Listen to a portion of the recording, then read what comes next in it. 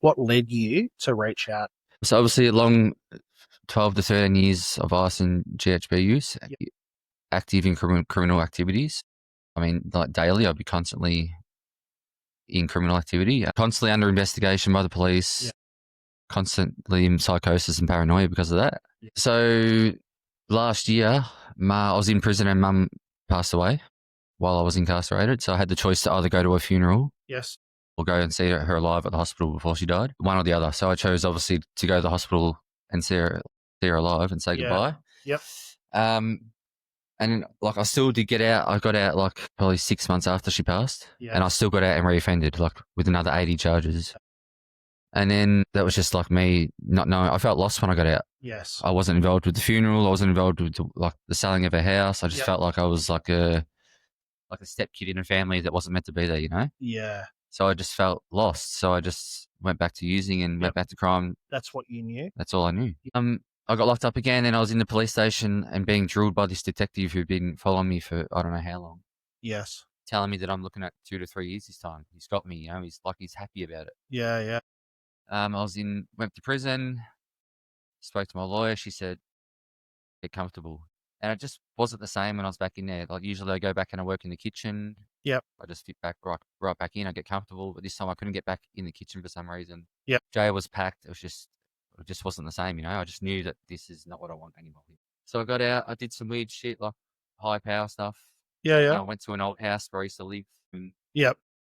Were you using it this time? no, Yeah. Yeah. that's time to go. Yeah. That's it. And like being laid out after 6 weeks on bail, I was lucky. That was a blessing for me. That was a sign from like, this is it, you know. Yes. Take the chance now, or you're going to be doing 2 to 3 years. Yeah. It takes time.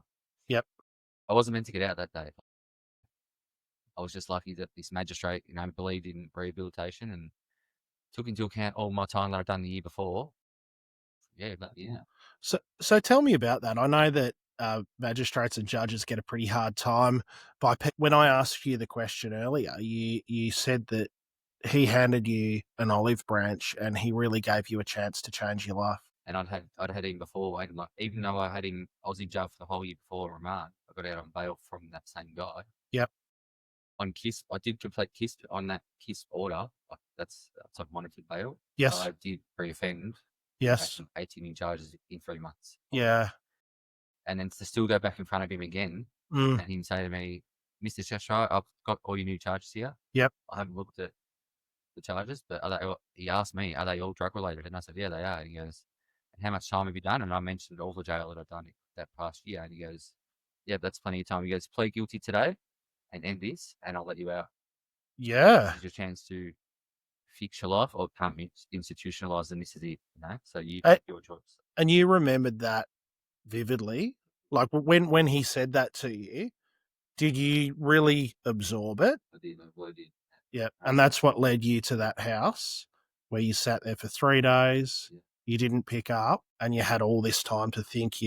From what you said before, your whole life flashed in front of your eyes in some regards. And I suppose you had a choice to make to recover and stay clean or go back to the life that you were leading and end up in institutions, I suppose, or dead. Yeah. Yeah. Let's start a little bit further back. Tell us about young Jake. Where did you grow up?